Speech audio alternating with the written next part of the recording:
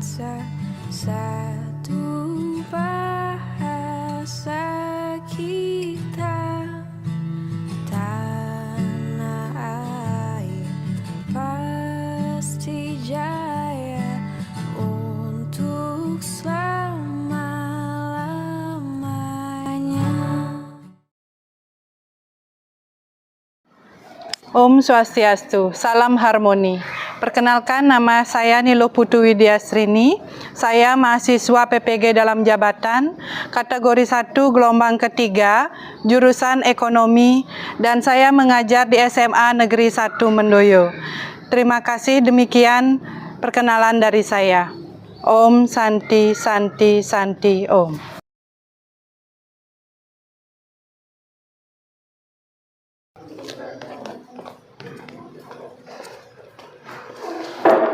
Pada asal tangan jaga. Om Swastiastu.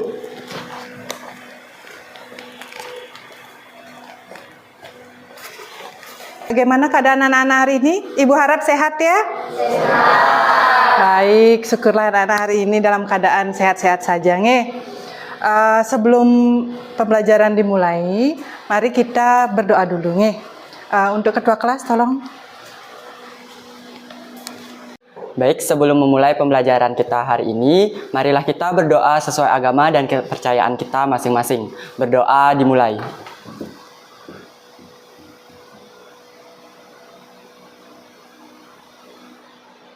Berdoa selesai. Anak-anak, ibu mulai absen ya. Siapa yang nggak masuk hari ini? Intan. Intan kenapa? Sakit. Oh, kasihan ya Intan. Anak-anak, mari kita bantu doakan Intan ya, supaya cepat sembuh, supaya bisa menghadiri pembelajaran untuk minggu depannya. Baik anak-anak, sebelum ibu melanjutkan ke materi tentang permintaan, mari kita ingat yang minggu lalu kira-kira tentang kegiatan ekonomi. Untuk kegiatan ekonomi apa menurut kalian? Ada yang masih ingat kegiatan ekonomi apa saja? Ya, Yusin? Saya, Bu. Ya. Produksi. Saya. Minta. Konsumsi.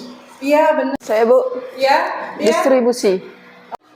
Ya, betul. Jadi kegiatan ekonomi itu ada produksi, konsumsi, dan distribusi. Bagus sekali ya tadi Yusin, Mita, dan Dian sudah menyebutkan. Kasih aplaus dulu buat teman-temannya nih. Baik, tujuan dari pembelajaran ini, Ibu akan menyampaikan tentang permintaan ya. Bisa anak-anak lihat pada layar? Baik.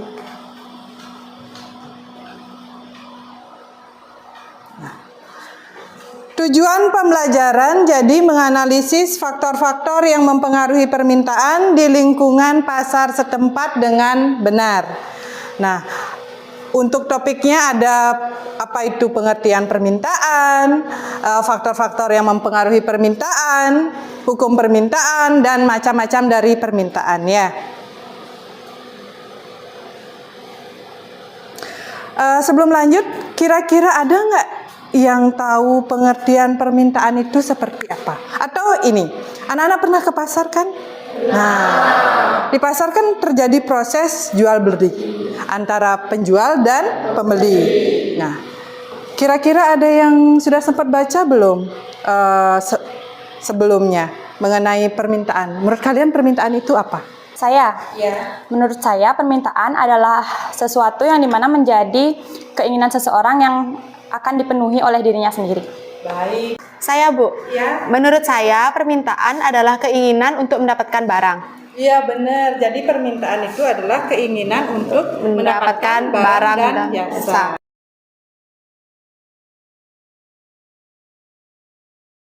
Jadi untuk lebih lanjutnya, Ibu siapkan video ya. Anak-anak nanti bisa mengamati video yang Ibu berikan yang ada di layar ya.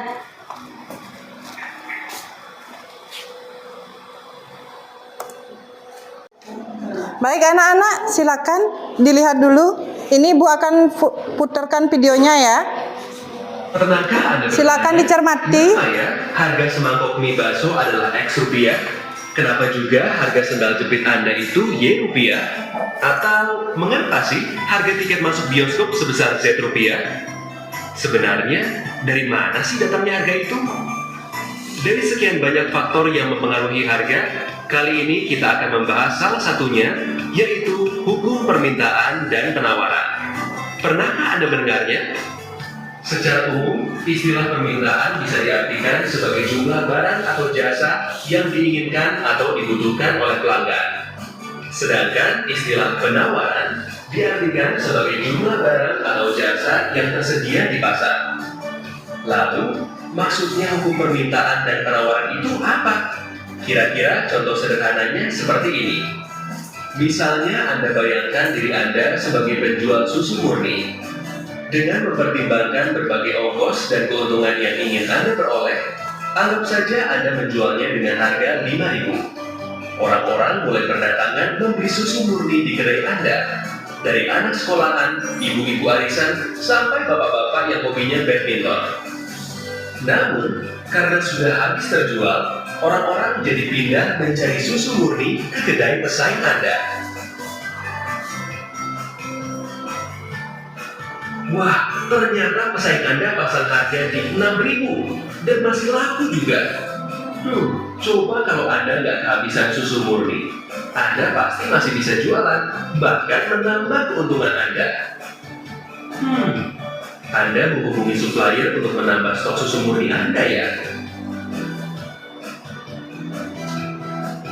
Nah, karena stok sudah tersedia, orang-orang mulai datang lagi ke kedai Anda kan? Permintaan susu murni ternyata sangat banyak ya. Ini jadi kesempatan Anda untuk terus mendapatkan keuntungan yang lebih banyak lagi.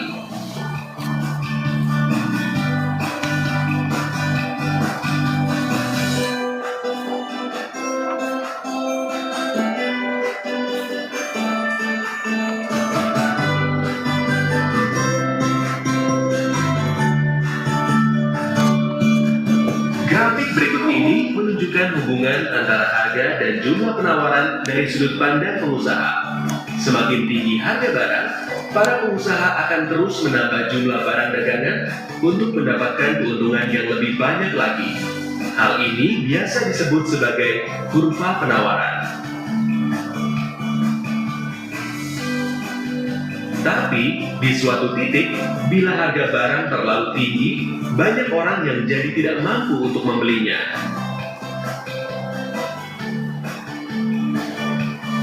Dan dengan banyaknya jumlah persediaan barang yang ada, Anda malah jadi kelebihan stok. Lalu, apa yang akan Anda lakukan? Anda tidak akan berputus asa, bukan?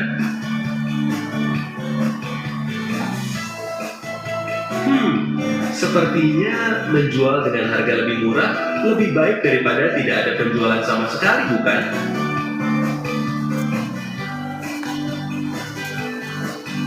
Wow, ternyata pesaing Anda juga terus menurunkan harga susu murninya ya. Karena penjualan Anda semakin banyak, persediaan susu murni Anda semakin sedikit. Berarti saatnya untuk menambah stok susu murni Anda lagi nih.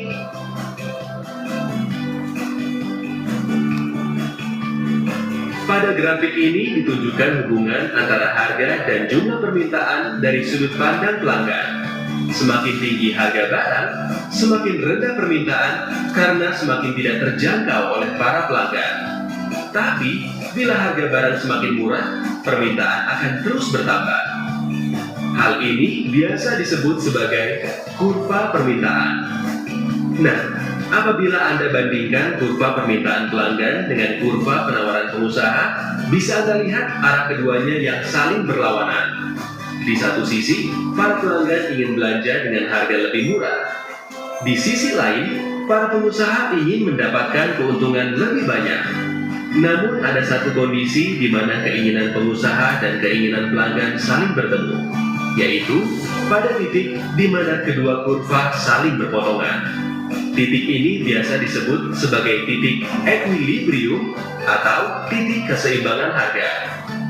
tadi kan sudah menyaksikan video yang Ibu berikan ya. Selanjutnya Ibu akan membagikan lembar kerja nih pada peserta didik. Jadi Ibu bagi kelompok dulu ya.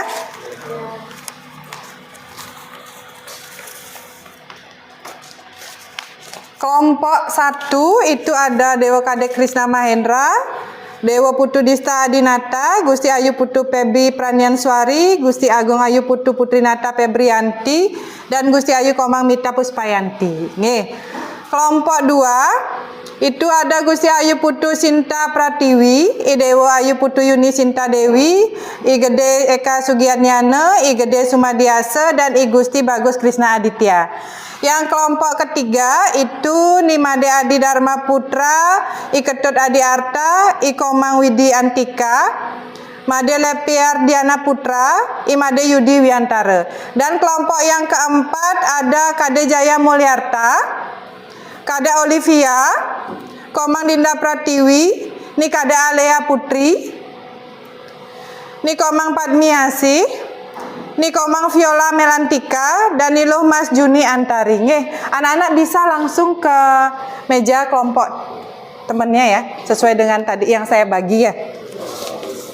Bisa langsung ke tempat masing-masing.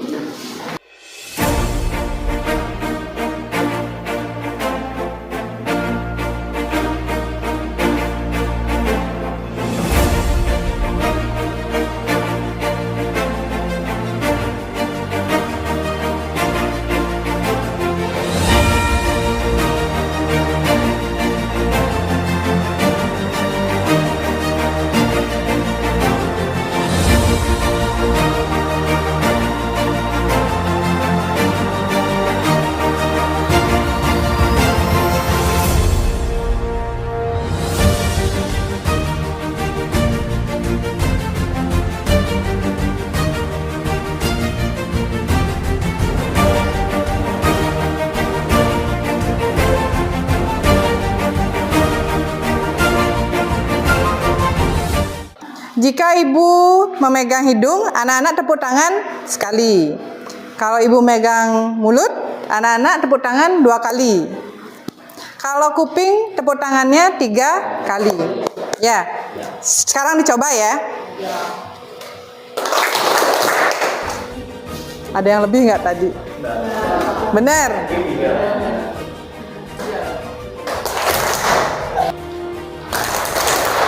Benar.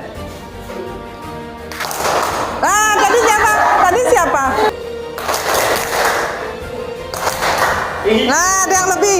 Tadi siapa yang lebih?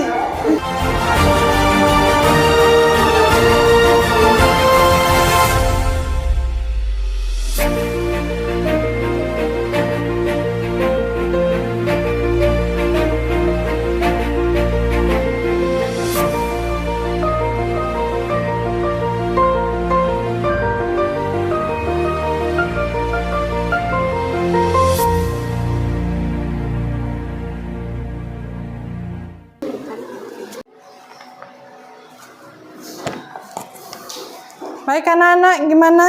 Apa sudah selesai mengerjakan LKPD-nya? Ya. Baik, kalau sudah dimulai dari kelompok 1 ya? Ya. Baik, Ari, silakan.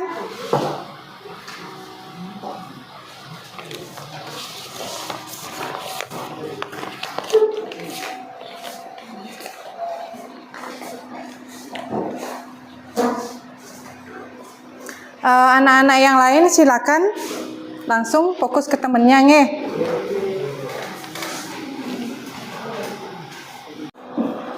Halo semuanya, selamat siang. Om Swastiastu.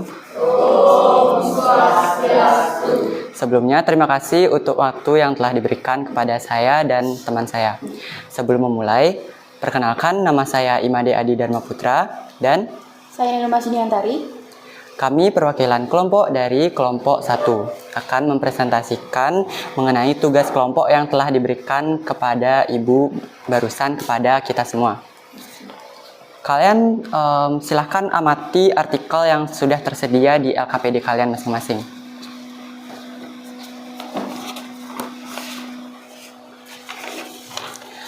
kita langsung aja masuk ke dalam pertanyaannya. Nah, pertanyaan yang pertama, amatilah artikel di atas dengan seksama. Kemudian, uraikan hasil temuan kalian pada bacaan tersebut. Jawaban dari kami yaitu jumlah permintaan daging ayam mengalami lonjakan sampai 50% karena dipicu oleh harga daging sapi. Harga daging sapi ada pada kisaran 120.000 per kilogram. Sedangkan daging ayam 40.000 per kilogram. Harga daging melonjak pasca dikuranginya impor sapi bakalan pada kuartal ketiga. Kemudian ada soal yang kedua. Analisislah apa saja yang mempengaruhi permintaan dan upaya yang dilakukan oleh pemerintah atas kejadian di atas. Jawaban tersebut akan dibacakan oleh teman saya, Luhmas. Izinkan saya melanjutkan presentasi dari Adi. Jawaban untuk soal yang kedua adalah berikut yang mempengaruhi permintaan di artikel tersebut. Antara lain, harga barang itu sendiri, harga dari barang lain, pendapatan konsumen, jumlah konsumen, selera konsumen, serta perkiraan di masa yang akan datang. Lalu upaya yang dapat dilakukan pemerintah adalah pengurangan impor yang dilakukan pengurangan impor Dilakukan karena adalah pengurangan impor dilakukan karena stok di dalam negeri masih melimpah, sehingga akan merugikan peternak sapi lokal apabila keran impor dibuka lebih dari 50 ekor sapi. 50.000 ekor sapi, Baik, itu tadi pemaparan jawaban dari kelompok kami. Kemudian kami buka sesi tanya jawab. Apabila teman-teman hadirin hari ini ada yang ingin ditanyakan, kami persilahkan. Ada yang mau ngasih pertanyaan nggak? Bisa? Ya, Ge? Saya. Kenapa daging ayam permintaannya itu melonjak? Saya, Bu. Ya. Kenapa permintaan daging sapi menurun? Baik, izinkan saya menjawab pertanyaan yang pertama. Mengapa harga daging ayam naik? Permintaan atau harga? Kenapa daging ayam permintaannya melonjak? Jawabannya adalah dikarenakan harga daging sapi yang melambung naik. Bisa diterima? Baik, saya akan menjawab pertanyaan dari Mita. Karena tingginya harga dari daging sapi, sehingga hal tersebut menyebabkan permintaan akan daging sapi menurun. Bisa diterima? Ada lagi yang mau bertanya? Atau memberikan masukan ke teman-teman? Ada? Berarti sudah paham ya tentang penjelasan dari temannya tadi ya yang sudah disampaikan ya? Iya. Baik. Baik, terima kasih atas waktu luang kalian. Dan sesi tanya jawab kali ini saya akhiri sampai sini. Saya ucapkan terima kasih. Kami tutup untuk para Mas Santi. Om Santi, Santi, Santi Om.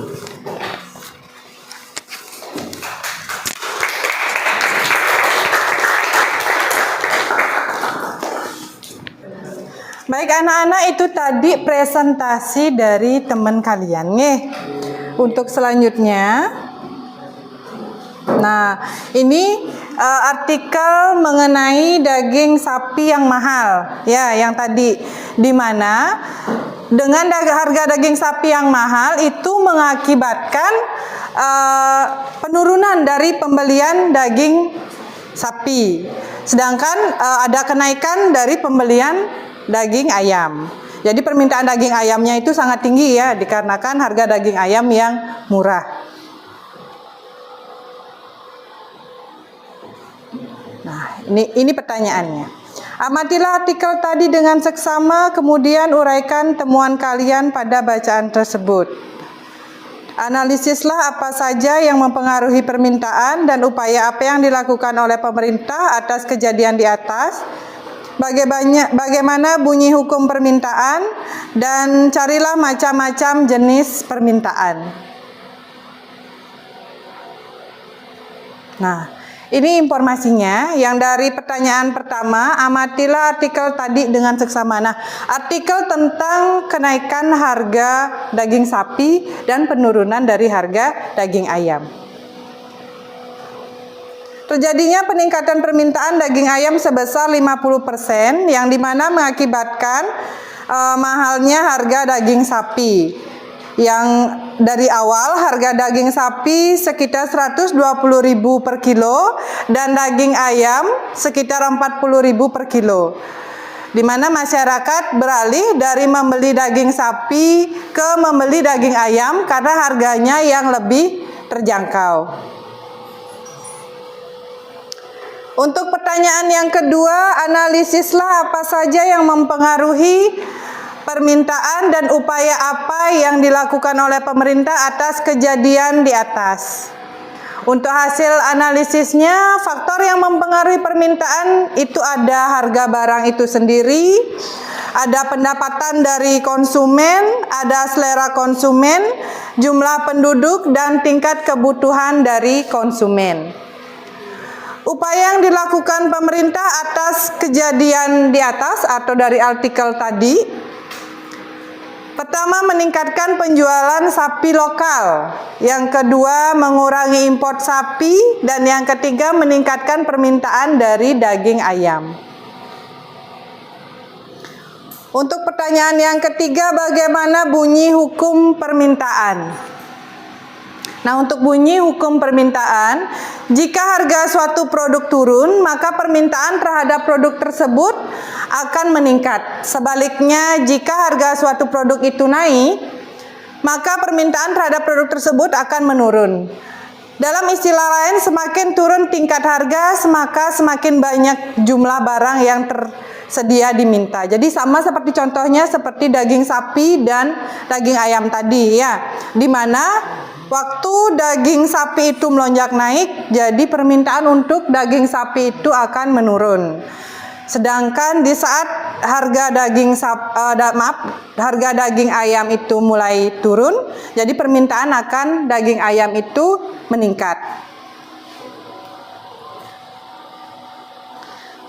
Selanjutnya, carilah macam-macam jenis permintaan.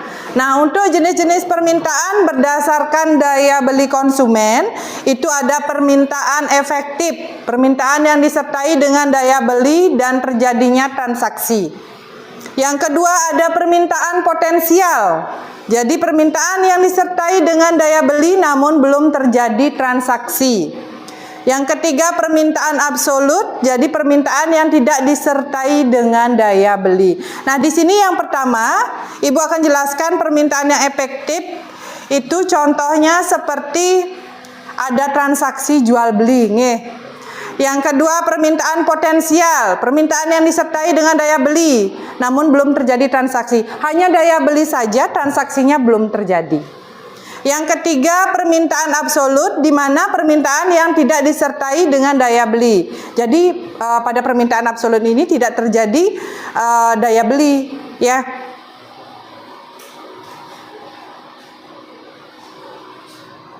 Yang terakhir, kesimpulan. Selesai.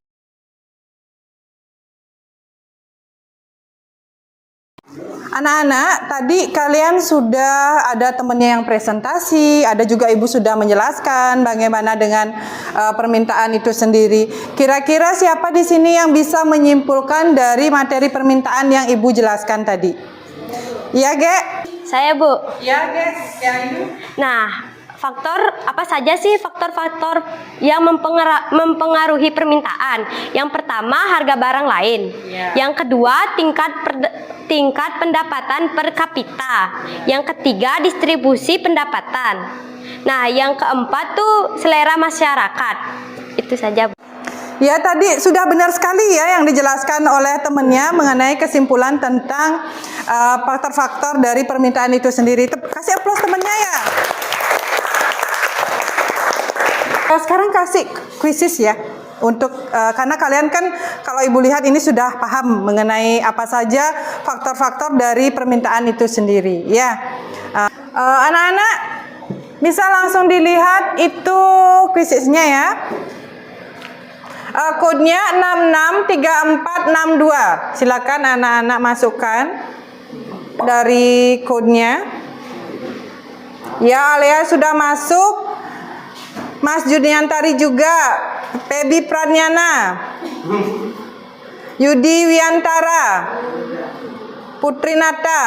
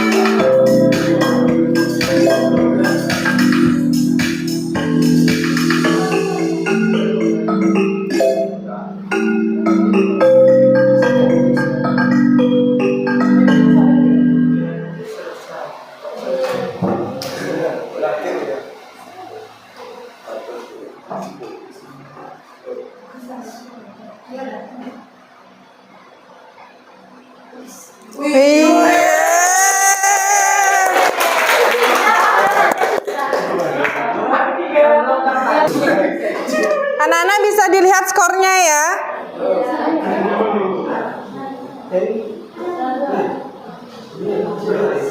Ya, sudah cukup bagus. Nanti kita coba lagi.